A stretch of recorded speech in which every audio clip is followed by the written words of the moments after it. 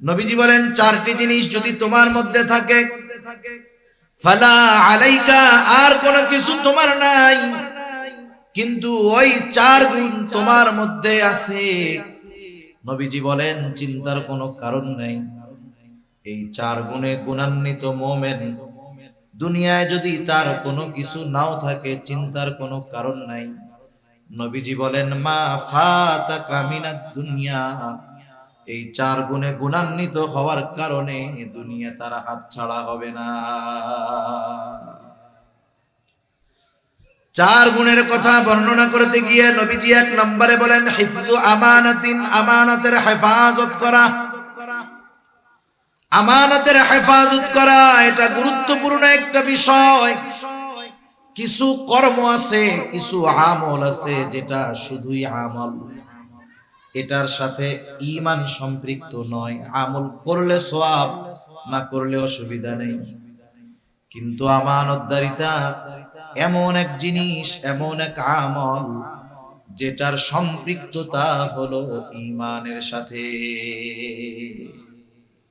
রক্তের মধ্যে পানি আছে, জানেন তো কি আছে? পানি। এখন বলেন তো, কেউ যদি চিন্তা করে আমি আমার দেহের মধ্যে থেকে রক্ত আর পানিরে আলাদা আলাদা করব, বলেন তো রক্তের থেকে পানি যদি আলাদা করা হয় তাহলে বেঁচে থাকা সম্ভব নাকি? সম্ভব নয়। এই বিষয়টা এরকম, আমানতের সাথে ঈমানের সম্পর্কটা এইরকম।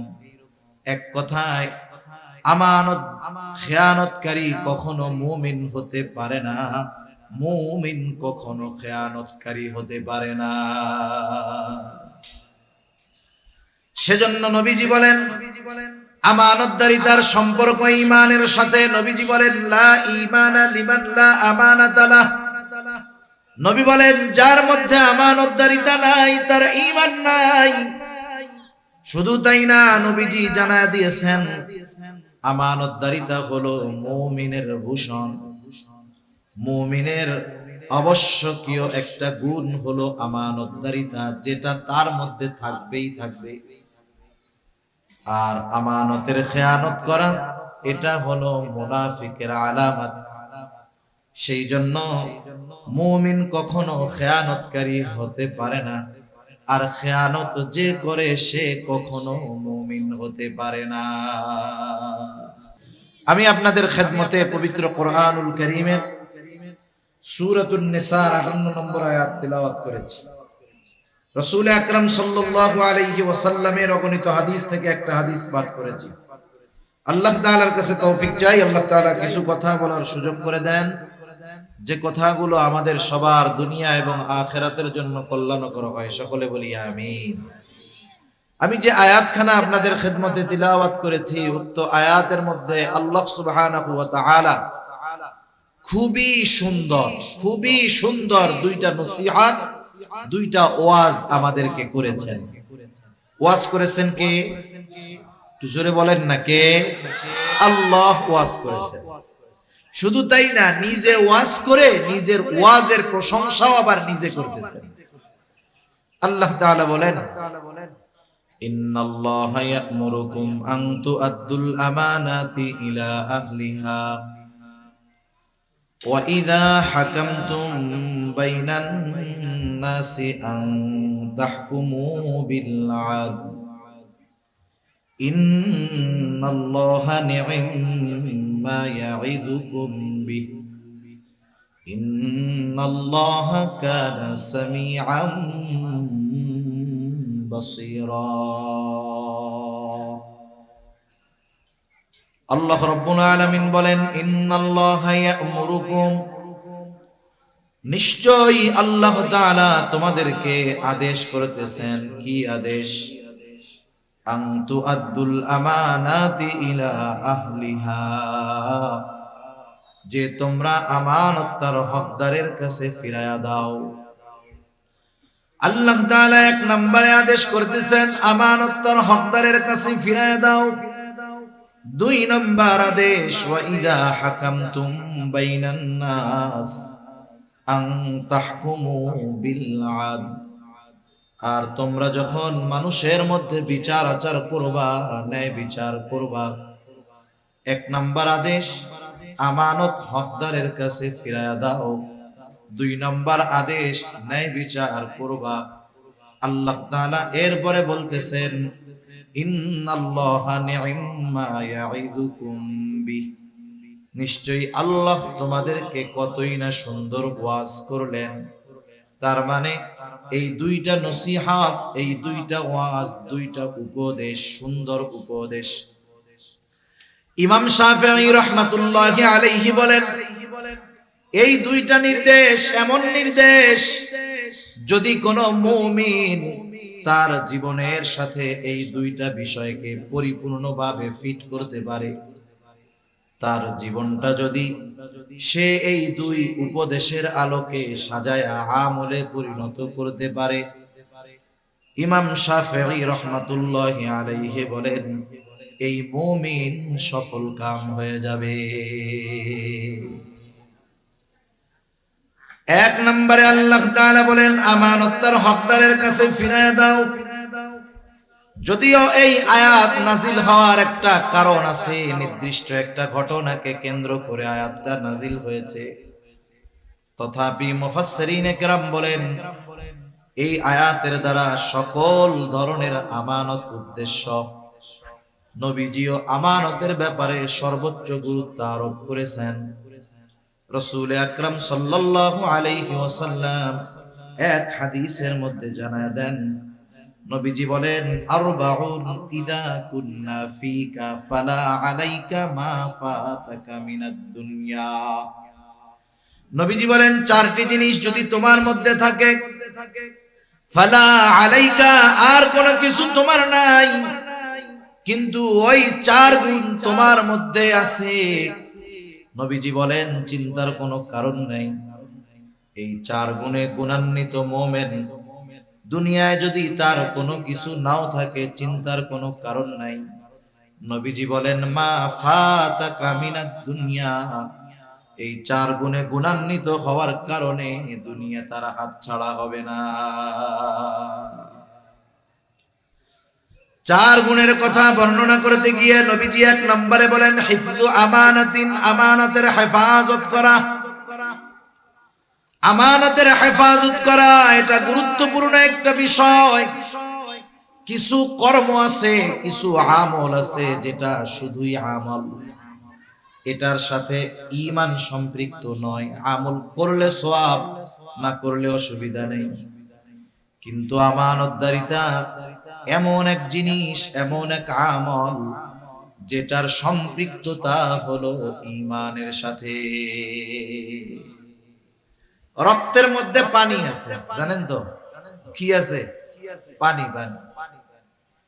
এখন বলেন তো, কেউ যদি চিন্তা করে আমি আমার দেহের মধ্যে থেকে রক্ত আর পানিরে আলাদা আলাদা করব, বলেন তো রক্তের থেকে পানি যদি আলাদা করা হয় তাহলে বেঁচে থাকা সম্ভব নাকি? সম্ভব নয়। এই বিষয়টা এরকম, আমানতের সাথে ঈমানের সম্পর্কটা এইরকম। এক কথায় আমানত খেয়ানতকারী কখনো মুমিন হতে পারে না, মুমিন কখনো খেয়ানতকারী হতে পারে না। সেজন্য নবীজি বলেন আমানতদারিতার সম্পর্ক ঈমানের সাথে। নবীজি বলেন লা ঈমানা লিমান লা আমানাতা লাহ। নবী বলেন যার মধ্যে আমানতদারিতা নাই তার ঈমান নাই। শুধু তাই না, নবীজি জানায় দিয়েছেন আমানতদারিতা হলো মুমিনের ভূষণ। মুমিনের আবশ্যকীয় একটা গুণ হলো আমানতদারিতা, যেটা তার মধ্যে থাকবেই থাকবে। আর আমানতের খেয়ানত করা এটা হলো মুনাফিকের আলামত। সেই জন্য মুমিন কখনো খেয়ানতকারী হতে পারে না, আর খেয়ানত যে করে সে কখনো মুমিন হতে পারে না। নবীজি সাল্লাল্লাহু আলাইহি ওয়াসাল্লাম হাদিসের মধ্যে জানায় দেন, এক হাদিসের মধ্যে আসছে মুনাফিকের আলামত হলো 3টা। নবীজি বলেন ইদা হাদ্দাসা কাযাবা, মুনাফিকের অন্যতম আলামত, মুনাফিক যখন কথা বলে মিথ্যা কথা বলে, ইদা ওয়াদা আখলাফা, যখন সে ওয়াদা করে ওয়াদা খেলাফ করে, ইদা তুমিনা খানা, আমানতের খেয়ানত করে। আরো হাদিসের মধ্যে আরো কয়েকটা বাড়ায় আসছে, ওয়া ইদা তাখাসামা ফাজারা, যখন কারো সাথে একটু ঝগড়া হয় সে সীমা লঙ্ঘন করে অশ্লীল মন্দ কথাবার্তা বলে। এগুলো মুনাফিকের আলামত। আফসোসের বিষয় হলো আলামত মুনাফিকের, কিন্তু সমাজে অনেক মুমিনের মধ্যে এই চারটা মুনাফিকের আলামত একসাথেই পাওয়া যায়, ঠিক কিনা বলেন? 2-4 জন আপনাদের এলাকায় আসেনি এরকম? সব জায়গায় আছে। এমন না যে আপনাদের এদিকে আছে আমাদের ওইদিকে নাই, বিষয়টা এমন না।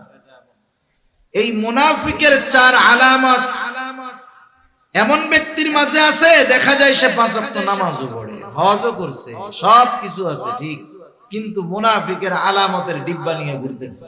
আছে না নাই? নবীজি বলেন 4টাই যদি থাকে ওইটা হলো খাঁটি মুনাফিক, আর যদি একটা থাকে তাহলে কমপক্ষে মুনাফিকের আলামত তার মধ্যে আছে। এই আলামত গুলা হলো ভাইরাস, জীবাণু। করোনা ভাইরাস জীবাণু দেখা যায় না, কিছু কিছু জীবাণু, কিছু কিছু ভাইরাস আছে এতটা মারাত্মক জীবনকে ধ্বংস করে দেয়।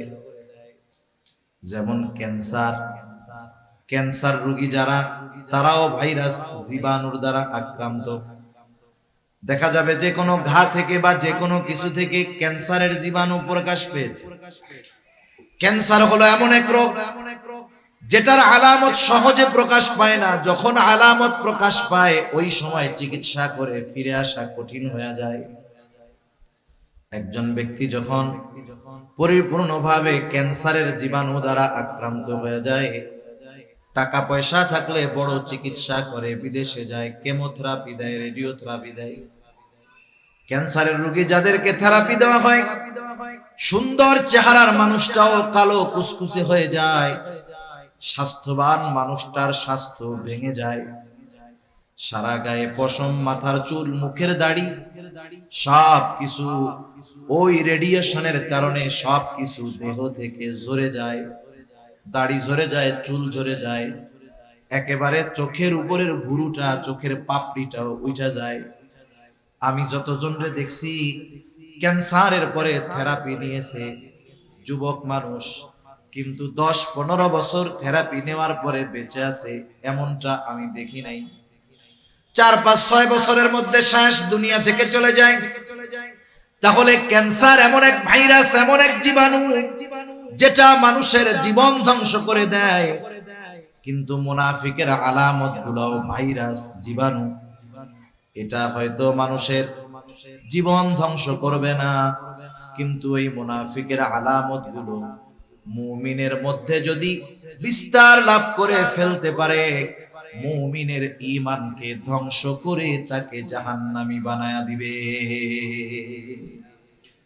ক্যান্সারের কারণে মরে যাবে, কিন্তু ঈমান ধ্বংস হবে না হয়তো। কিন্তু মুনাফিকের আলামত এগুলা যদি আমার আপনার মধ্যে থাকে, এগুলো আমার ঈমান নষ্ট করে দেওয়ার কারণ হয়ে যাবে। এজন্য আল্লাহ তাআলা কোরআনুল কারীমে মুনাফিকের ব্যাপারে যা বলছেন, কাফেরের ব্যাপারেও বলেন নাই।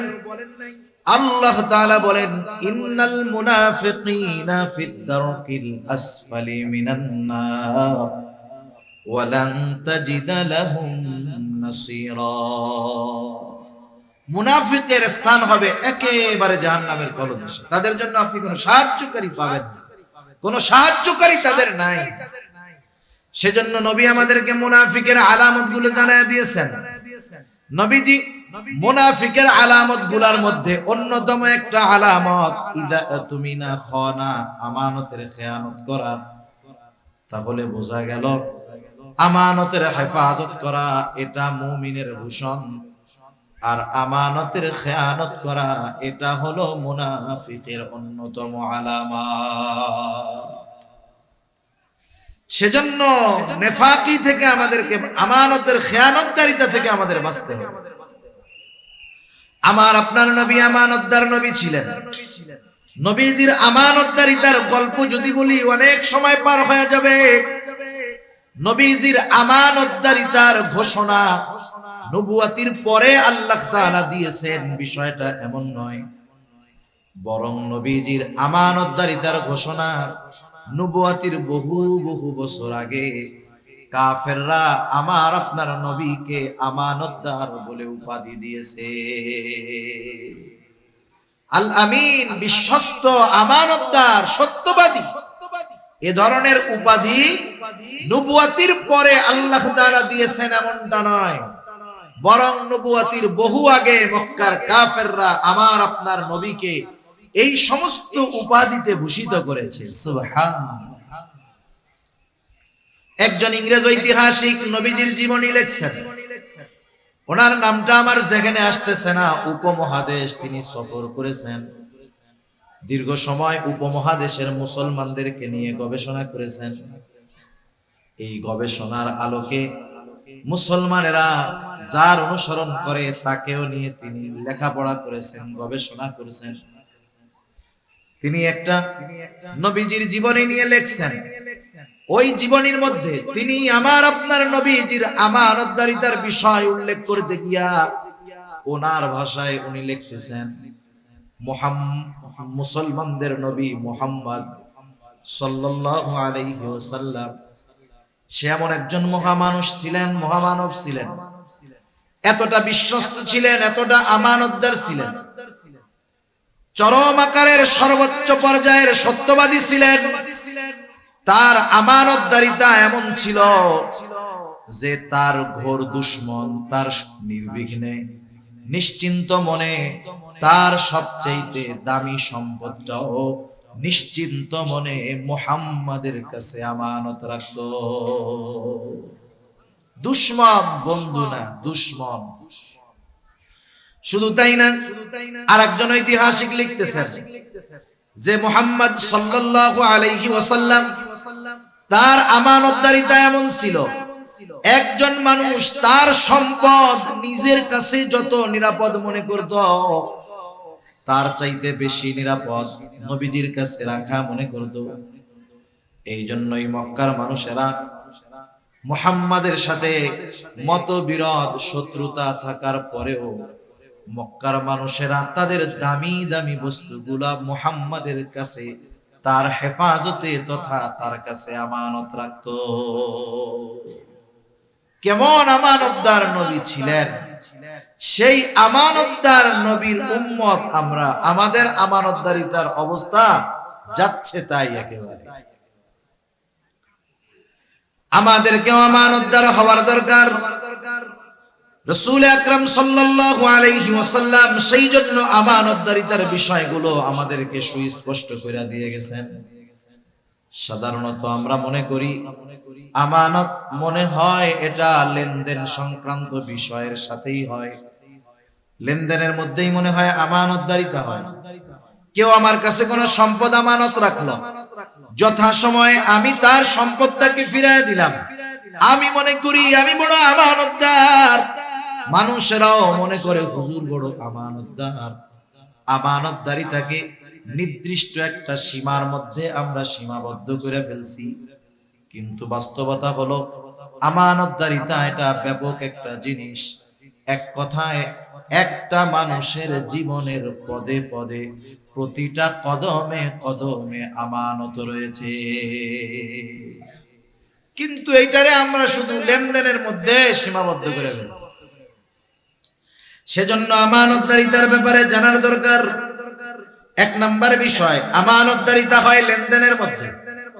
লেনদেন সংক্রান্ত আমানতদারিতার বিষয়ে কম বেশি আমাদের ধারণা আছে, এরপরেও একটু বলার দরকার। একটা হলো আমাদের কাছে সাধারণভাবে কারো কাছে কিছু জমা রাখা, আর একটা হলো আমানত রাখা। আমানতদারিতার মাসালা একরকম, আর সাধারণভাবে জমা রাখার মাসালাটা আর একরকম। আমানতদারিতার ক্ষেত্রে কেউ যদি আমার আপনার কাছে আইসা 500 টাকার একটা ছেঁড়া নোট দিয়া বলে যে এই 500 টাকা আপনার কাছে আমানত, এখন যার কাছে আমানত রাখা হলো তিনি যদি চিন্তা করেন বাজারে আসলাম, পকেটের এই পুরান টাকাটা দিয়া 500 টাকার বাজার করে নিয়ে যাই, বাড়িতে গিয়া পরে যখন চাইবে তখন তারে 500 টাকা দিয়ে দিব।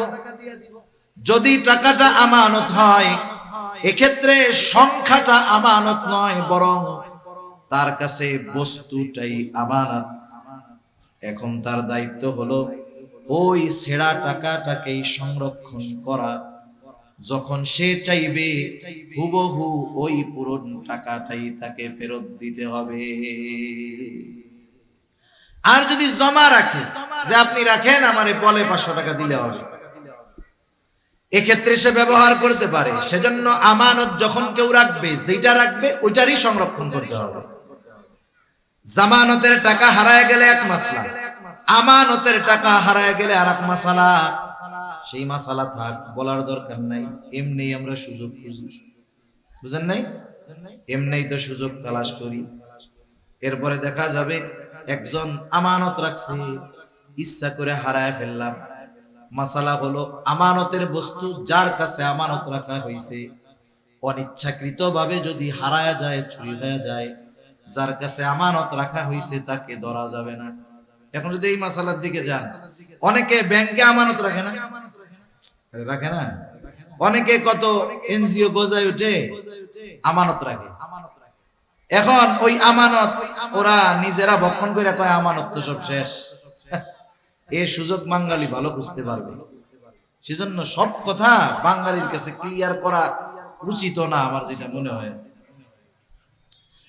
তা যাই হোক, 1 নম্বরে আমানতদারিতা হলো লেনদেন আদান প্রদানের মধ্যে। সম্পদ আমার কাছে কেউ পায়, জমিন পায়, এটা আমানত। তার হকদারের কাছে ফিরাইয়া দেওয়া এটা আমার দায়িত্ব। আমার কাছে যদি কারো আমানত থাকে, কারো হক থাকে, সেটা আমানত হোক আর সাধারণ হক হোক, ফিরাইয়া দেওয়াটা আমার দায়িত্ব। আদেশ আল্লাহ তাআলা আমাকে দিয়েছেন। যে কোনো ক্ষেত্রে এটা হতে পারে।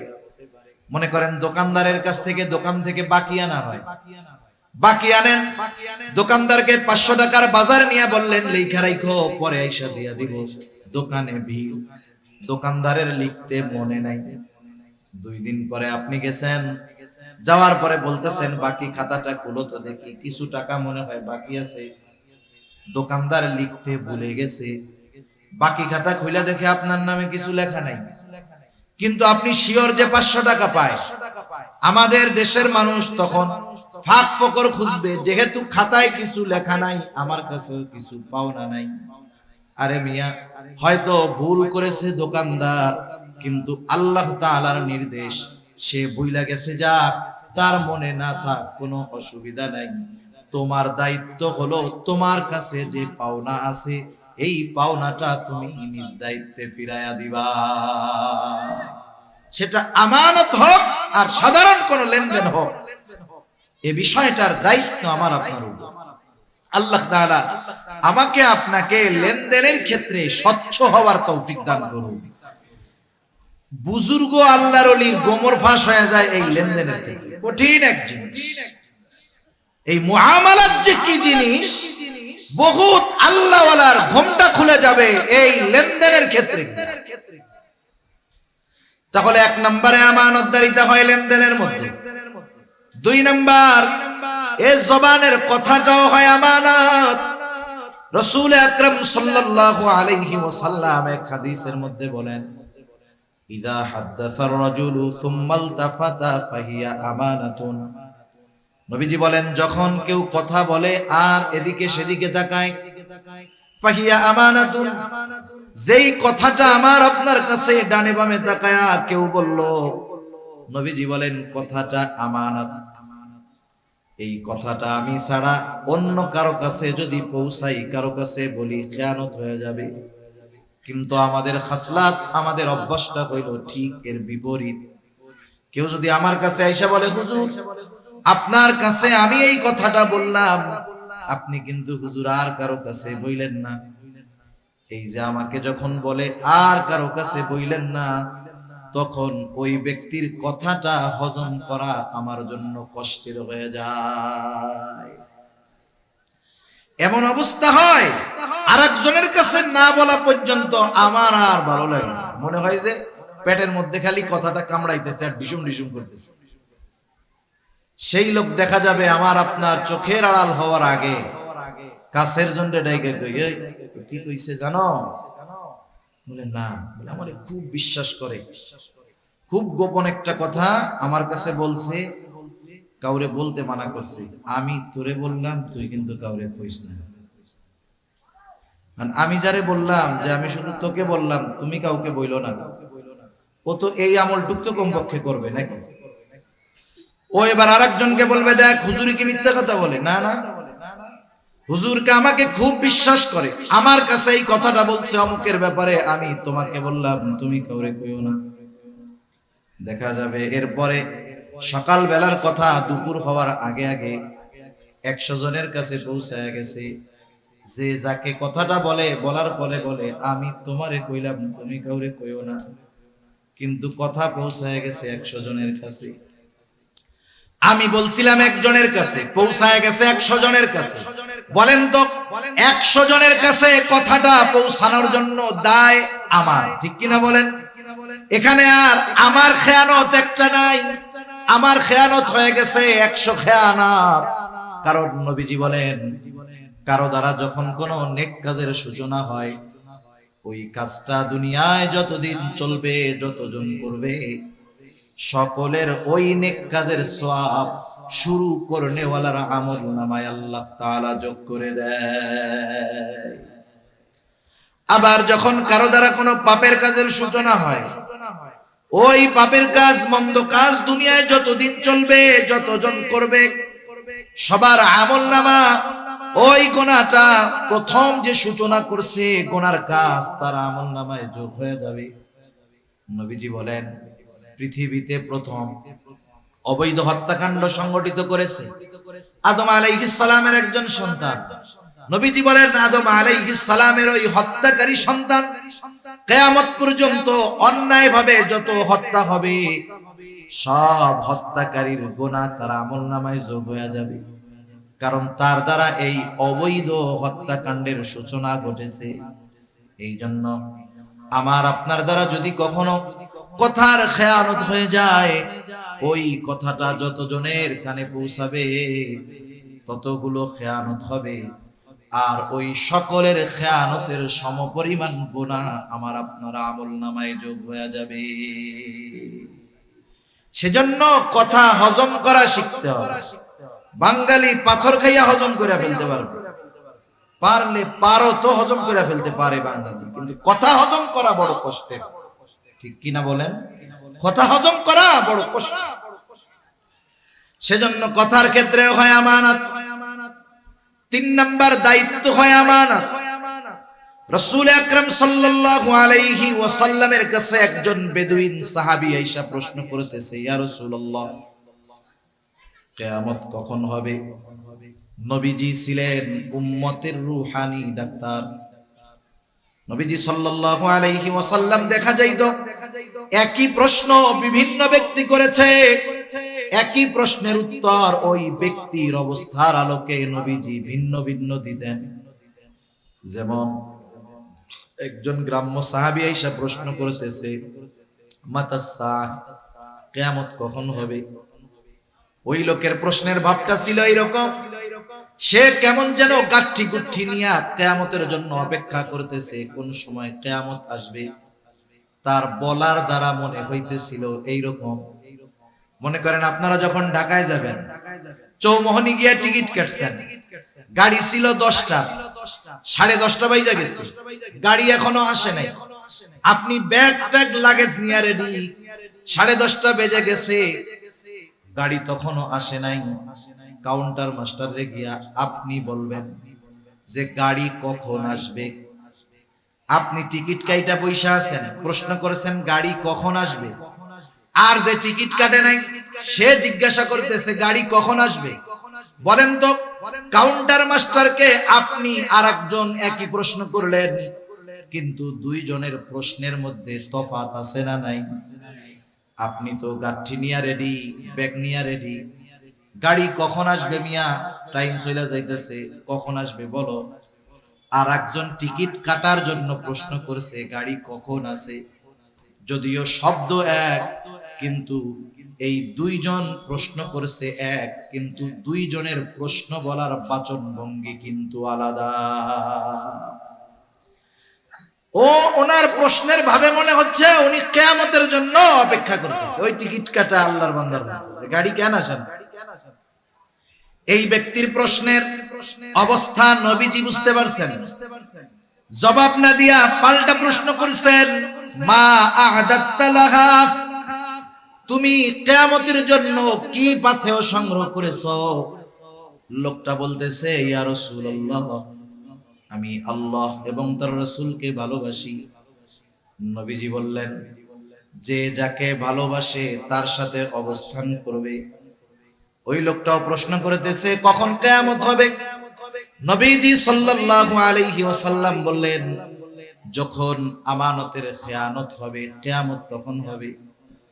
প্রশ্ন করা হলো, কি সেইটা ইয়া রাসূলুল্লাহ? নবীজি বললেন, শোনো, যখন কোন দায়িত্ব যোগ্য লোকের জায়গায় যখন অযোগ্য লোককে দায়িত্ব দেওয়া হবে, তখন কিয়ামতের জন্য অপেক্ষা করো। যোগ্য লোকের চেয়ারে অযোগ্য লোক যখন বসবে, বুঝবা কিয়ামত বেশি দূরে নয়, সেটা নিকটবর্তী হয়ে গেছে। এখন এত আর কোন এমন কথা না, সূক্ষ্ম তাত্ত্বিক কোন বিষয় নয়। এটা বোঝার জন্য অনেক জ্ঞান, অনেক ইলমের দরকার আছে। এটা বোঝার জন্য দরকার নাই এমন জ্ঞানের। গোটা দুনিয়ার দিকে তাকান, আমাদের দেশ সহ তাকান, ডানে বামে তাকান, তাম দুনিয়ার মধ্যে তাকায় দেখেন, অধিকাংশ জায়গায় দেখবেন যোগ্য লোকের চেয়ারে অযোগ্য মানুষ বসে আছে। ঠিক কিনা বল? যোগ্য লোকের চেয়ারে অযোগ্য লোক বসে আছে। এমন এক জামানা ছিল, মানুষ যখন দায়িত্ব নিতে চাইতো না, এই জামানায় দায়িত্ব নেওয়ার প্রতিযোগিতা শুরু হয়ে গেছে। শুধু তাই না, মানুষ দায়িত্ব টাকা দিয়ে কিনতে চায়। ঠিক কিনা বলেন? দায়িত্ব টাকা দিয়ে কিনে, দেশ সেবা করার জন্য টাকা দেয়। কতজন দেখবেন, অনেক ইউনিয়ন পরিষদে নির্বাচন হবে, গ্রাম হলো 10টা, ক্যান্ডিডেট 20 জন, প্রত্যেকেই ছাপাইছে অমুক ভাই আপনাদের দোয়া প্রার্থী, এই মার্কায় ভোট দিয়া এই ইউনিয়নের জনগণের জন্য খেদমত করার সুযোগ করে দেন। দেখা গেল নমিনেশন আনতে, নির্বাচনে জয়ী হতে 5 কোটি টাকা খরচ করে ফেলছে। ওই বেটার যদি আসলেও মানুষের খেদমত করার ইচ্ছা থাকতো, চেয়ারম্যান হওয়া লাগতো না, 5 কোটি টাকা দিয়া সে মানুষের খেদমত করতে পারতো। তার মানে এই ব্যয় খেদমতের জন্য করে নাই, চেয়ারম্যান সাহেব হওয়ার জন্য করছে। ঠিক কিনা? আগের জামানার মানুষ দায়িত্ব নিতে চাইতো না, এখন দায়িত্ব নেওয়ার জন্য প্রতিযোগিতা করে। আমাদের কলিজার টুকরা ইমাম আজম আবু হানিফা রাহমাতুল্লাহি আলাইহি কেমন মানুষ ছিলেন? আমাদের সমাজে কিছু মানুষ আছে ইমামে আজমের ব্যাপারে জানে না, তাই সমালোচনা করে। আরে গর্দভগুলা যদি ইমামে আজমের জীবনী পড়তো, তাকওয়া, জুহদ, ইলম, সব কিছুর দিক দিয়ে উনি ওনার জামানায় সর্বোত্তম ছিলেন। ইমাম আজমের অবস্থান ছিল এইরকম। খলিফা মনসুরের জামানা, রাস্তা দিয়ে খলিফা মনসুর চলতেছে, ইমামে আজমের সাথে সাক্ষাৎ।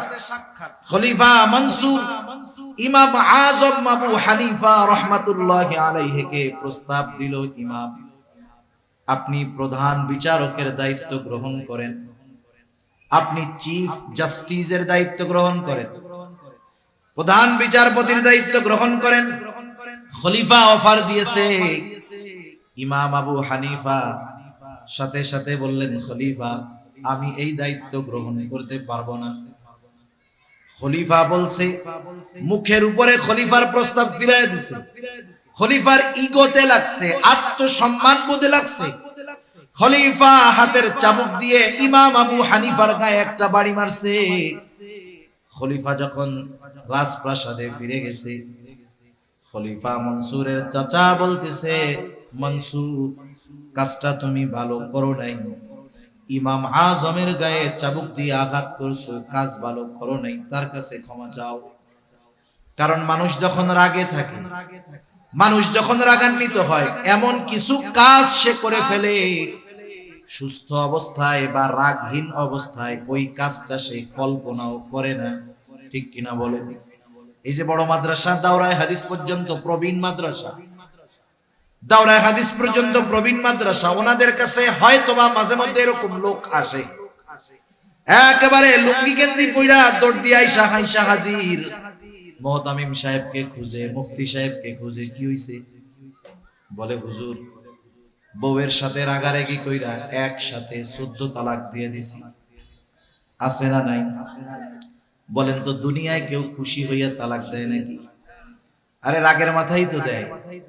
এই লোকটা সুস্থ অবস্থায় স্ত্রীকে তালাক দেওয়ার কথা চিন্তাও করতো না। ওই কথা যদি অন্তরে আসতো, চিন্তায় আসতো, নিজেকে নিজে ধিক্কার দিত, অথচ রাগের সময় ওই কাজটা করে ফেলছে। কারণ একটা মানুষ যখন রাগে, অতিরিক্ত রেগে যায়, তার নিয়ন্ত্রণটা শয়তান নিয়ে নেয়। ওই সময় শয়তান তাকে দিয়ে এমন কিছু কাজ করায় যে রাগহীন অবস্থায় সেটা সে কল্পনাও করতে পারে না। ওই সময় তো রাগে চাবুক দিয়া বাড়ি মেরে দিছে, এখন নিজে একটু অনুতপ্ত হয়েছে, আরে কাজটা করা ঠিক হয় না। কিন্তু উনি তো খলিফা, ইমাম আবু হানিফার কাছে গিয়ে মাপ চাইবে, এটাও তো লজ্জা লাগতেছে। খলিফা মনসুর এইবার তার বিশ্বস্ত লোকটাকে বলতেছে, যাও ইমাম আবু হানিফার কাছে যাও, আমার পক্ষ থেকে গিয়ে ক্ষমা চাও। যাওয়ার সময় এক থলে স্বর্ণ মুদ্রা দিয়ে দিল। বলবা, ইমাম, খলিফা তার কর্মের জন্য অনুতপ্ত, লজ্জিত, আপনার কাছে ক্ষমা চেয়েছেন, আপনি ক্ষমা করে দিয়েন। আর এই এক থলে স্বর্ণ মুদ্রা আপনার জন্য হাদিয়া দিয়েছে। আপনি যদি খলিফার হাদিয়াটা গ্রহণ করেন, খলিফা নিশ্চিত হবে যে আপনি তাকে ক্ষমা করে দিয়েছেন। এইবার ওই লোকটা ইমাম আবু হানিফার কাছে গেল, গিয়ে বলতেছে, ইমাম, খলিফা আপনার সাথে যেই আচরণ করেছে এর জন্য তিনি লজ্জিত, ক্ষমা প্রার্থী। ইমাম আবু হানিফা বললেন, হ্যাঁ, ক্ষমা করে দিলাম। এই জন্য দেখেন না, হায়রে মিয়া, উলামায়ে কেরামের দিলটাও কিন্তু নরম। এই জন্য কেউ যদি আলেমদেরকে কষ্ট দেয়, এরপরেও কেউ যদি আইসা ক্ষমা চায়, উলামায়ে কেরাম ক্ষমা করে দেয়। এটা তাদের দুর্বলতা না, কিন্তু এটা নববী এক সিফাত, নবীজির এক গুণ। আরে তায়েববাসী পাথর মারতে মারতে নবীজিকে রক্তাক্ত করে ফেলছে। কি পরিমাণ দেহের মধ্যে আঘাত, যে দেহের মধ্যে ছিদ্র ছিদ্র দাগ হয়ে গেছে। আয়েশা সিদ্দিকা রাদিয়াল্লাহু তাআলা আনহা দেখে বলতেছে, ইয়া রাসূলুল্লাহ সাল্লাল্লাহু আলাইহি ওয়াসাল্লাম, আপনার কি কখনো বসন্ত হয়েছিল নাকি? এটা কিসের দাগ? নবীজি বলতেছেন, এটা হলো তায়েববাসী না বুঝা আমাকে যে পাথর মারছে, সেই পাথরের আঘাতের দাগ। নবীজিকে যখন রক্তাক্ত করে ফেলছে তায়েববাসী, রক্ত জামা ভিজে গেছে, রক্ত বেয়ে বেয়ে জুতার মধ্যে ঢুকে গেছে, এত পরিমাণ রক্ত দেহ থেকে বাহির হয়েছে। রক্ত শুকায়া পায়ের সাথে নবীজির জুতা আটকে গেছে। নবীজি যখন ক্লান্ত দেহ নিয়া তায়েফের এক আঙ্গুর বাগানের পাশে বিশ্রাম নিচ্ছেন, আল্লাহ তাআলা জিবরাইল আমিনকে পাঠিয়ে দিয়েছেন, সাথে আরেকজন ফেরেশতা পাহাড়ের দায়িত্বে নিয়োজিত। ওই ফেরেশতা এসে বলতেছে, ইয়া রাসূলুল্লাহ, আল্লাহ তাআলা আমাকে আপনার আদেশ পালনের জন্য পাঠিয়েছেন। এই কওম আপনার সাথে কেমন আচরণ করেছে আল্লাহ তাআলা দেখেছেন। আপনি যদি আদেশ করেন, 2 পাহাড় মিশিয়ে তায়েববাসীকে পিষিয়ে দেওয়া হবে, নিশ্চিহ্ন করে দেওয়া হবে। এখানে যে একটা জনবসতি ছিল, জনপদ ছিল, একেবারে নিশ্চিহ্ন করে দেওয়া হবে। হায় রে, নবীজি কি বললেন? নবীজি তাদের উপরে সামান্য গুসা হন নাই, এমনটাও বলেন নাই হালকা একটু দিয়া সতর্ক করে দাও, এমনটা বলেন নাই। বরং নবীজি আরাম করতেছিলেন, উঠা বৈশা গেলেন। ওই ফেরেশতার কথার জবাবে নবীজি বলতেছেন, বাল আরজু আন ইয়াখরুজাল্লাহু মিন আসলাবিহিম মান ইয়াবুদুল্লাহা ওয়াহদাহু ওয়া লা ইউশরিকু বিহি শাইআ। তুমি তো বলতেছো দুই পাহাড় মিশাইয়া নিশ্চিহ্ন করে দিবা, আর আমি তো এদের ব্যাপারে আল্লাহ তাআলার কাছে আশা পোষণ করি যে আল্লাহ তাআলা এদের মধ্য থেকে এমন এক প্রজন্ম বের করবে যারা এক আল্লাহর ইবাদত করবে, কারো সাথে শিরিক করবে না। সুবহান। এটা উলামায়ে কেরামের এক নববী সিফাত।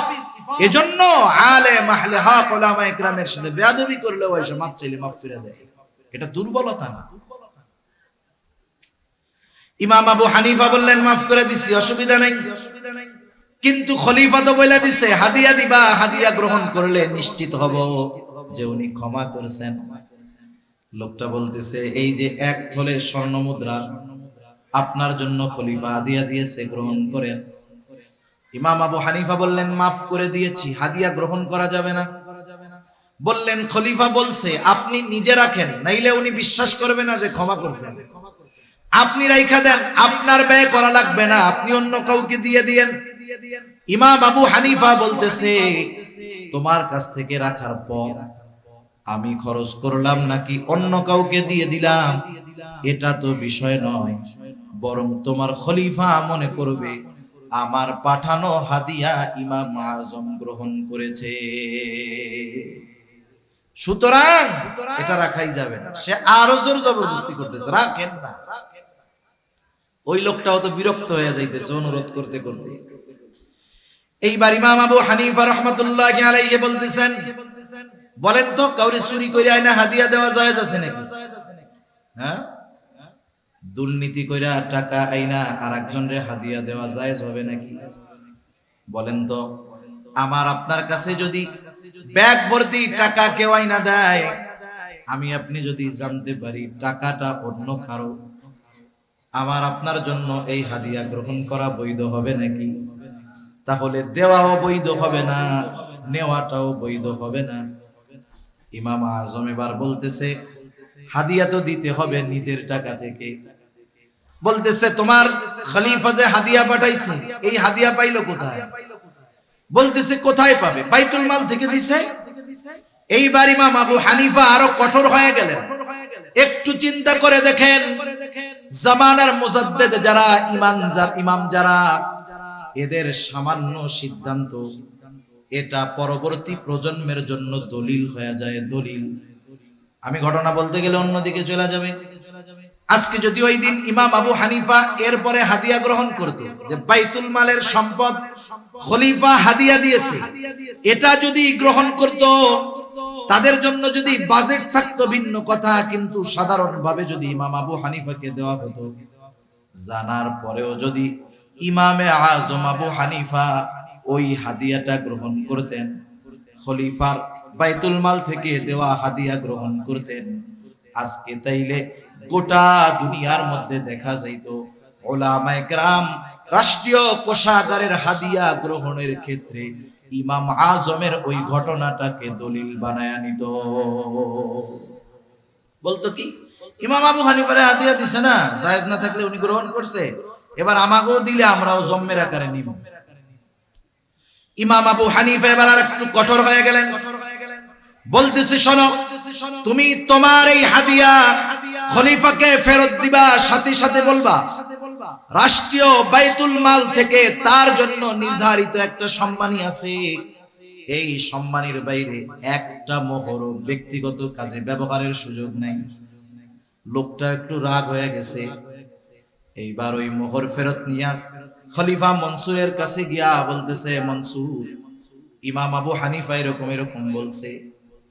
দিলরে আর একটু তাল বানায় নিছে। ইমাম আবু হানিফার এই কথাগুলো শুনে খলিফা মনসুর এবার চূড়ান্ত রাগান্বিত হয়ে গেছেন। ফোর্স পাঠায় দিছে, যাও ইমাম আবু হানিফাকে জেলখানায় আটকাও। ইমাম আবু হানিফাকে জেলখানায় আটকানো হলো। অত্যাচার জুলুমের স্টিম রোলার চলতেছে। ঐতিহাসিকদের থেকে দুইটা মত। প্রথমটা হলো ইমাম আবু হানিফাকে জেলখানার মধ্যে চাবুক মারা হইতো, আর বলা হতো প্রধান বিচারকের দায়িত্ব গ্রহণ করেন, তাহলে ছেড়ে দেওয়া হবে। চিন্তা করে দেখেন, জেলখানায় চাবুক মারা হইতেছে, দায়িত্ব নেওয়ার জন্য ইমাম আবু হানিফা দায়িত্ব নেন নাই। ঐতিহাসিকদের দুইটা মত। ওই অবস্থায় অসুস্থ ইমাম, তাকে খাবারের সাথে বিষ প্রয়োগ করে হত্যা করা হলো। আর একটা বর্ণনা ঐতিহাসিকদের, যখন তিনি প্রচন্ড রকমের অসুস্থ হয়ে গেছেন, বাড়িতে পাঠায় দেওয়া হলো, গৃহবন্দী করে ফেলা হলো। ওই অবস্থায় ইমামে আজম দুনিয়া থেকে বিদায় নিলেন। ইমামে আজমকে তার ছাত্ররা জিজ্ঞাসা করতেছিল, ইমাম, আপনি তো প্রধান বিচারকের দায়িত্ব নেওয়ার জন্য যত যোগ্যতা, জ্ঞান, ইলম যা দরকার সব আপনার ছিল, এত কিছু থাকার পরেও, যোগ্য হওয়ার পরেও আপনি দায়িত্ব নিলেন না, খলিফার জুলুম অত্যাচার সহ্য করলেন, কারণটা কি? ইমাম আবু হানিফা বললেন, শোনো, আমি যেই দায়িত্ব নেই নাই, কিয়ামতের দিন এই দায়িত্বের ব্যাপারে আমাকে জিজ্ঞাসা করা হবে না। যদি আমি প্রধান বিচারকের দায়িত্ব নিতাম, প্রধান কাজীর দায়িত্ব যদি নিতাম, ওইটা তো আমার কাছে আমানত হয়ে যাইত। কিয়ামতের দিন আমার দায়িত্বের ব্যাপারে আল্লাহ তাআলা জিজ্ঞাসা করত। যদি কখনো এই দায়িত্ব পালন করতে গিয়ে ত্রুটি বিচ্যুতি হয়ে যাইত, কিয়ামতের দিন আল্লাহর সামনে আমাকে খেয়ানতের ঋণ বোঝা নিয়ে আল্লাহর দরবারে দাঁড়ানো লাগতো। এই জন্য আমার উপরে এত জুলুম করার পরেও প্রধান বিচারকের দায়িত্ব আমি গ্রহণ করি না। আর আমরা তো দায়িত্ব নেওয়ার প্রতিযোগিতা করি। তিনি এটা জানতেন।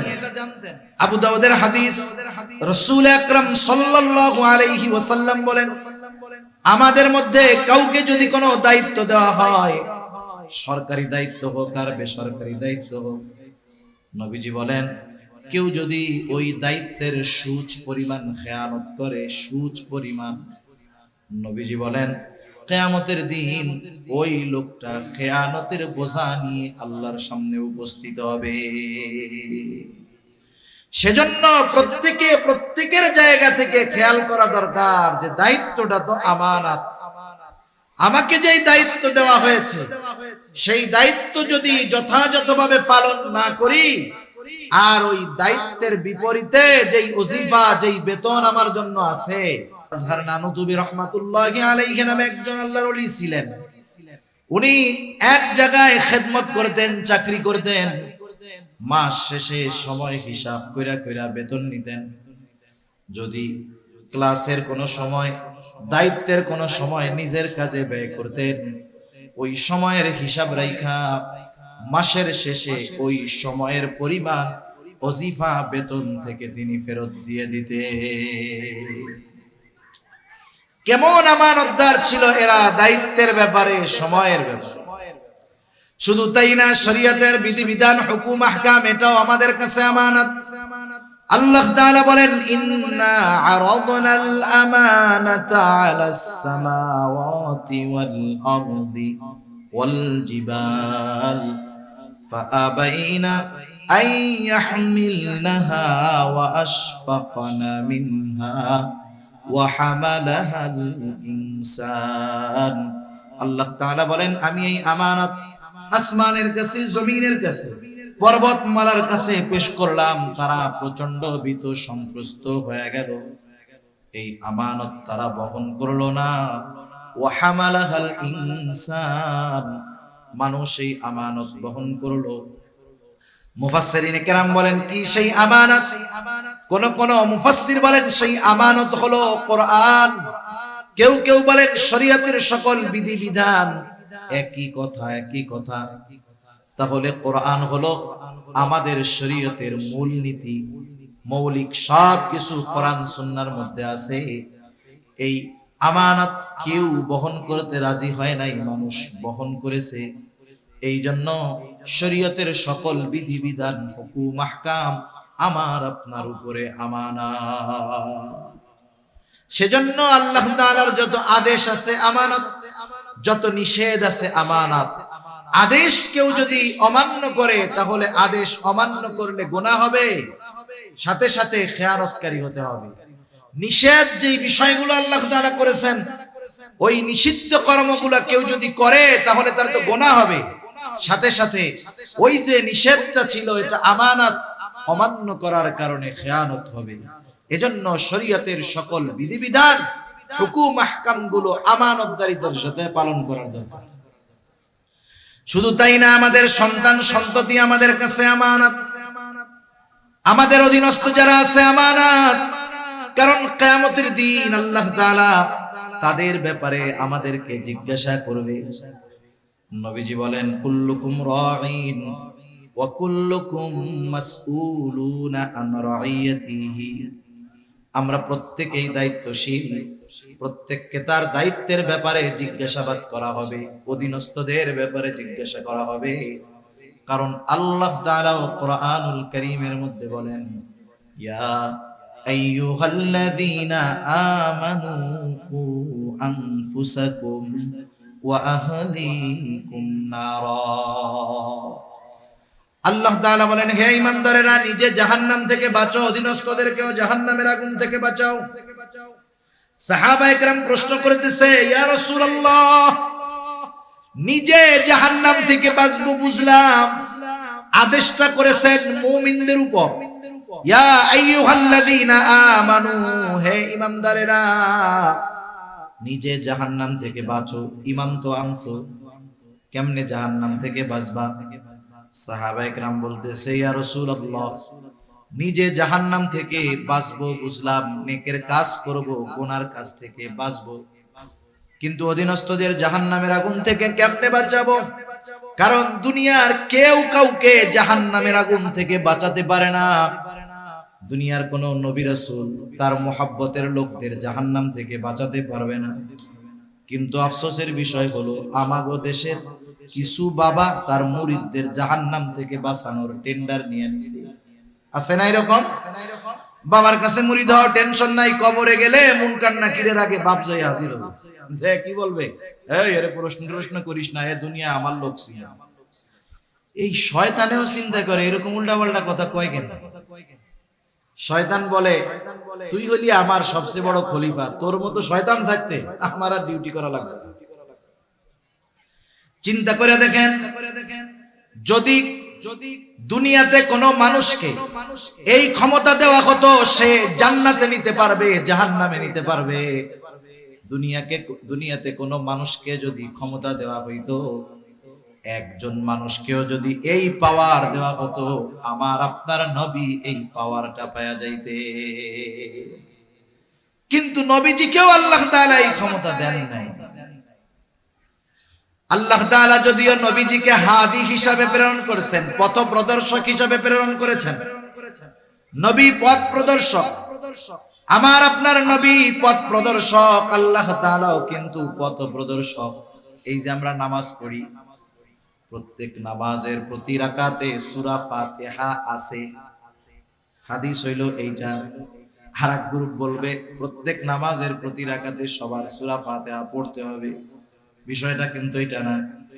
ইমামের পেছনে যখন নামাজ পড়বে, ইমামের কিরাত, মুসল্লির কিরাত, একা পড়ুক আর জামাতে পড়ুক, প্রতি নামাজের প্রতি রাকাতে সূরা ফাতিহা লাগে।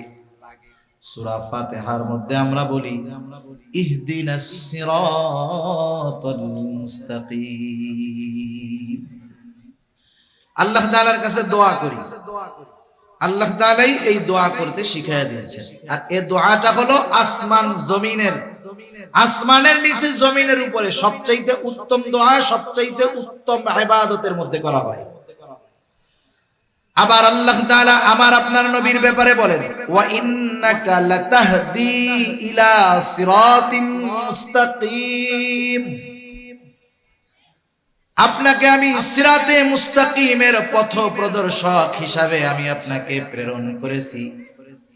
আমরা আবার নামাজের মধ্যে আল্লাহ তাআলার কাছে বলি, ইহদিনাস সিরাতাল মুস্তাকিম। আপনি আমাদেরকে সিরাতে মুস্তাকিমের পথ নির্দেশিকা দেন, সিরাতে মুস্তাকিমের পথ দর্শন দেন। রাসূল ও হাদি, আল্লাহ তাআলার কাছেও চাই পথ নির্দেশ, আল্লাহ তাআলা বলেন, নবীজি আমি আপনাকে পথ নির্দেশক হিসাবে পাঠিয়েছি। আল্লাহ হাদি, রাসূল হাদি, তবে দুই পথ প্রদর্শকের মধ্যে তফাত আছে, পার্থক্য আছে। কথা কি বুঝেন নাকি? একটা উদাহরণ দিলে বুঝতে সহজ হবে।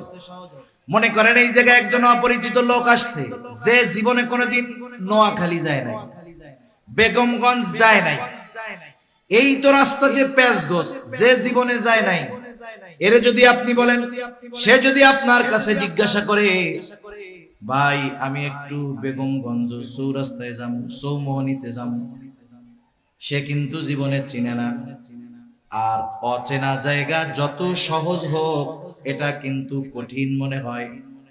আপনি যখন তারে বলবেন এই রাস্তা দিয়ে যাবা, সামনে একটা রাস্তা পাবা, ওই রাস্তা ধরে আগাবা, আবার ডাইনে যাবা, এরপরে বামে যাবা, এরপরে আর একটু আগাবা, এরপরে ডাইনে বামে গিয়া ওইদিকে বড় একটা চৌরাস্তা পাইবা। বলেন তো, যে রাস্তাই চিনে না তারে যদি এইরকম চিনায় দেন, ওর জন্য গন্তব্যে যাওয়া কঠিন না সহজ? মনে করেন এরপরেও আপনি তারে পথ চিনায় দিয়েছেন যে এই পথে এই পথে যাবেন, সেই হিসাবে আপনি হাদি, পথ প্রদর্শক। মনে করেন আরেকজন লোক আসছে, তার কাছে ওই অপরিচিত ব্যক্তি বলতেছে, ভাই আমি চৌমোহনী যাব, আমার একটু পথটা বলে দেন। ওই লোকটা মোটর সাইকেল নিয়ে আসছে, কোনো জবাব নাই, বলে আপনি আমার বাইকের পেছনে ওঠেন। এইবার এক টান দিয়া চৌমোহনীতে নামাই দিয়া বলে, এটাই হলো চৌমোহনী। ওই প্রথম লোক যে রাস্তা কয়া দিছে, এও হাদি। দ্বিতীয় যেই লোকটা মোটর সাইকেলের পেছনে নিয়া গন্তব্য পর্যন্ত পৌঁছায়া দিয়েছে, এই লোকটাও হাদি, পথ প্রদর্শক। বলেন তো, এই দুই পথ প্রদর্শকের মধ্যে তফাৎ আছে না নাই? নবীজি হলেন প্রথম জনের মতো। নবীজি পথ চিনায় দিবেন, পথ বলে দিবেন। আর আল্লাহ তাআলা শুধু পথ বলে দিবেন না, ওনার দয়া রহমত দিয়ে ওই পথে পরিচালিত করে গন্তব্য পর্যন্ত পৌঁছায়া দিবেন। আমরা ইহদিনাস সিরাতাল মুস্তাকিম যখন বলি, তখন বলি না যে আল্লাহ পথ চিনায়া দেন। মূলত এখানে আমরা বলি আল্লাহ, যা গুণগান বর্ণনা করার তো আগে করছি, এরপরে বলি আল্লাহ আপনি আপনার করুণা দিয়ে, দয়া দিয়ে, রহমত দিয়ে সিরাতে মুস্তাকিমে পরিচালিত করে গন্তব্য পর্যন্ত পৌঁছায়া দেন। আর নবীর ব্যাপারে আল্লাহ তাআলা বলতেছেন, আপনি পথ চিনায়া দিবেন, পৌঁছায়া দেওয়ার দায়িত্ব আমার। এই জন্য আবু তালেব যখন দুনিয়া থেকে চলে গেছে, নবীজি কান্না করতেছে, আহারে যেই চাচার দ্বারা এত উপকৃত হইলাম, চাচা ঈমান আনতে পারলো না। আল্লাহ তাআলা বললেন, ইন্নাকা লা তাহদি মান আহবাবতা ওয়ালাকিন্নাল্লাহা ইয়াহদি মান ইয়াশা। আপনি যাকে ভালোবাসেন, যাকে চান, তাকে আপনি হেদায়েত দিতে পারবেন, বরং আমি যাকে চাই তাকে হেদায়েত দিই। সুবহানাল্লাহ। সাহাবায়ে কেরাম জিজ্ঞাসা করতেছে, কেউ তো কাউকে জান্নাতে নিতে পারে না, আমরা কেমনে জাহান্নাম থেকে বাঁচাবো? মুফাসসিরিনে কেরাম বলেন, এর দ্বারা উদ্দেশ্য হলো নিজে নেক আমল করবে, গুনাহ থেকে বাঁচবে, অধীনস্থ যারা আছে তাদের উপরে সর্বোচ্চ প্রচেষ্টার মাধ্যমে জাহান্নাম থেকে বাঁচানোর চেষ্টা করবে। তার চেষ্টায় যদি কোনো ত্রুটি না থাকে, হক আদায় হয়ে যাবে। তার উপরে যেই দায়িত্বটা ছিল, আমানতটা ছিল, সেটা পালন করা হয়ে যাবে। কিন্তু যদি অধীনস্থদের ক্ষেত্রে ওই দায়িত্বটা সে পালন না করে, তাহলে সেও খেয়ানতকারীদের অন্তর্ভুক্ত হয়ে যাবে। তাহলে আমরা আল্লাহ তাআলার সুন্দর ওয়াজের ব্যাপারে আলোচনা করতেছিলাম। আমানতের যতটুকু হয়েছে এতটুকু যদি আমরা আমল করি যথেষ্ট। আল্লাহ তাআলা বললেন, ইন্নাল্লাহা ইয়া'মুরুকুম আন তু'আদ্দুল আমানাতি ইলা আহলিহা। এক নম্বর আদেশ করেছেন আল্লাহ তাআলা যে আমানত তার হকদারের কাছে ফিরিয়ে দাও। দুই নম্বর আদেশ, ওয়া ইযা হাকামতুম বাইনান নাস আন তাহকুমু বিল আদল। তোমরা যখন মানুষের মধ্যে বিচার আচার করবা, ন্যায় বিচার করবা, তুমি যখন বিচারক, তোমার সামনে যদি তোমার দুশমন বিচারের জন্য আসে, খবরদার শত্রুতা বশত তার সাথে অবিচার করবা না। ওয়ালা ইয়াজরিমান্নাকুম শানাআনু কওমিন আলা আল্লা তা'দিলু ই'দিলু হুয়া আকরাবু লিত্তাকওয়া। কোন কওমের উপরে বিদ্বেষ বশত তাদের উপরে অবিচার করবা না, ন্যায় বিচার করবা। ন্যায় বিচারের শ্রেষ্ঠ উপমা নবীজি রেখে গেছেন, সাহাবায়ে কেরাম দেখায় গেছেন, তাবেঈনরা দেখায় গেছে, সোনালী যুগের মুসলিম শাসকেরা দেখায় গেছে। এই জন্য যেই সমাজের মধ্যে ন্যায় বিচার আছে, যেই সমাজের মধ্যে ইনসাফ আছে, ওই সমাজে তো জুলুম থাকতে পারে না। যেই সমাজে, যেই দেশে, যেই জাতির মধ্যে ইনসাফ ন্যায় বিচার আছে, এই সমাজ, এই জাতি বড় সৌভাগ্যবান। আজকে গোটা দুনিয়ার কোথাও ইনসাফ নাই, ন্যায় বিচার নাই, ঠিক কিনা বলেন? ন্যায় বিচার যদি থাকতো, গোটা দুনিয়ার সব রাষ্ট্রপ্রধানরা ইসরায়েলকে এই অপরাধের কাঠগড়ায় দাঁড়া করাতো, ঠিক কিনা বলেন? ন্যায় বিচার নাই, মরে গেছে। বিচারের মধ্যে আছে স্বজনপ্রীতি, দলপ্রীতি, গোত্রপ্রীতি, দেশপ্রীতি, ব্যক্তিপ্রীতি। কিন্তু নবীজি ন্যায় বিচারের উপমা রাইখা গেছে। হাদিসের একটা ঘটনা শোনায় আলোচনা শেষ করে দিব। একদিন নবীজির কাছে প্রসিদ্ধ এক গোত্র, মাখজুমি গোত্রের একজন মহিলার বিচার আসছে। চুরির অপরাধে তার হাত কাটা হবে। সাহাবায়ে কেরাম চিন্তা করতেছেন, নবীজি অন্দরমহলে ভিতরে, সাহাবায়ে কেরাম চিন্তা করতেছে, এই সম্মানীয় গোত্রের মহিলার হাতটা যদি চুরির অপরাধে কাটা যায়, মুশরিক কাফেররা টিটকারি করবে, সিসি করবে। এই মহিলার জন্য একটু সুপারিশ করার দরকার। কিন্তু নবীজির কাছে কে সুপারিশ করবে? ওসামা বিন যায়েদ রাদিয়াল্লাহু তাআলা আন, তখন ছোট। নবীজি অনেক মহব্বত করতেন তাকে। ওসামাকে শিখায় দেওয়া হলো, তুমি তোমার নানার কাছে গিয়ে বলবা, নানা, যেই মহিলার হাত কাটা হবে সেই মাখজুমি গোত্রের একজন মহিলা, ছোট মানুষ, যা শিখায় দিছে নবীর কাছে গিয়া সেটাই বলছে। নবীজির বুঝতে বাকি নাই, এই কথাটাই ছোট বাচ্চা নিজের থেকে বলে নাই, নিশ্চয়ই কেউ শিখায় দিছে। নবীজি এইবার হুজরা থেকে বের হলেন, চেহারার মধ্যে রাগান্বিত ছাপ। নবীজি বলতেছে, তোমরা কি এমন বিষয়ের জন্য সুপারিশ করতেছো যেই বিষয়ের শাস্তি প্রয়োগের নির্দেশ আল্লাহ তাআলা দিয়েছেন? নবীজি এবার খুতবা দিলেন। তিনি বললেন, শোনো, তোমাদের পূর্বে অনেক কওমকে আল্লাহ তাআলা ধ্বংস করে দিয়েছেন, যে তাদের মধ্যে যখন কোনো শরীফ মানুষ, সম্ভ্রান্ত মানুষ চুরির অপরাধে আটক হইত, যেহেতু সে বংশীয় মানুষ, চুরির অপরাধে আটক হইছে, তাকে শাস্তি না দিয়ে ছেড়ে দেওয়া হতো।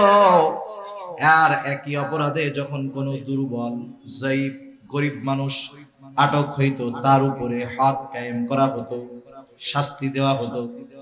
তথা এই অবিচারের কারণে তোমাদের পূর্বে বহু জাতিকে আল্লাহ তাআলা ধ্বংস করে দিয়েছেন।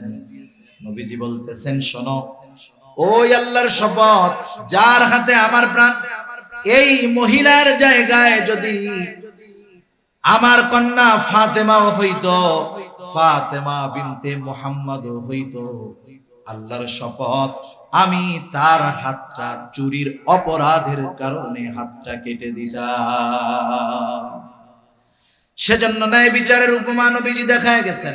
এখন আমরা তো আর সবাই বিচারক হইতে পারবো না, আমরা ন্যায় বিচার করবো কেমনে? শুনেন, পরিবারের মধ্যে অবিচার করে, বাপ ছেলের উপরে অবিচার। দুই ছেলেকে দুই চোখে দেখে, একজনের জমি বেশি লেখা দিয়ে বসে রয়েছে, আর একজনের কিছুই দেয় না, আছে না নাই? সব পোলাগো লেখা দিছে, মাইয়াগো কিছু দেয় না, এই অবিচার বাপরা করে না। সেজন্য প্রত্যেকের জায়গা থেকে ন্যায় বিচার করতে হবে। আল্লাহ সুবহানাহু ওয়া তাআলা বুঝবার তৌফিক দান করুন। এরপরে আল্লাহ তাআলা বলতেছেন, ইন্নাল্লাহা নি'মা ইয়াইদুকুম বিহি। আল্লাহ তাআলা কতই না সুন্দর ওয়াজ তোমাদেরকে করলেন, সুন্দর ওয়াজ। এখন এই ওয়াজ শোনার পরে, জানার পরে, এই ওয়াজের উপরে আমল করলাম কি করলাম না, এই ওয়াজ নিয়ে কি সমালোচনা করলাম কি করলাম না, আমি বললাম আপনাদের সাথে, আপনারা আমল করলেও আমি দেখব না, সমালোচনা করলেও আমি শুনবো না। কিন্তু এই ওয়াজ আল্লাহ তাআলা করলেন, আমরা আলোচনা করলাম। এখন যদি সমালোচনা করি, আমলে পরিণত না করি, আল্লাহ তাআলা শুনবেন, দেখবেন নাকি? দেখবেন না? দেখবে। এজন্য আল্লাহ তাআলা কেমন যেন বলতেছে, এত সুন্দর ওয়াজ আমি আল্লাহ করলাম, এই ওয়াজের উপরে তোমরা আমল করো কি করো না? এই ওয়াজ দিয়া কি আলোচনা সমালোচনা করো? আমি আল্লাহ কিন্তু সব দেখি, সব শুনি। কেন? কারণ হলো ইন্নাল্লাহা কানা সামিআন বাসীরা, নিশ্চয়ই আল্লাহ তাআলা হলেন সর্বশ্রোতা, সর্বদ্রষ্টা। আল্লাহ তাআলা আমাদের সকলকে আমানতদার এবং প্রত্যেকটা ক্ষেত্রে ইনসাফ এবং ন্যায় বিচার করার তৌফিক আল্লাহ দান করুন। সকলে বলি আমিন। ওয়া আখিরু দাওয়ানা আলহামদুলিল্লাহ।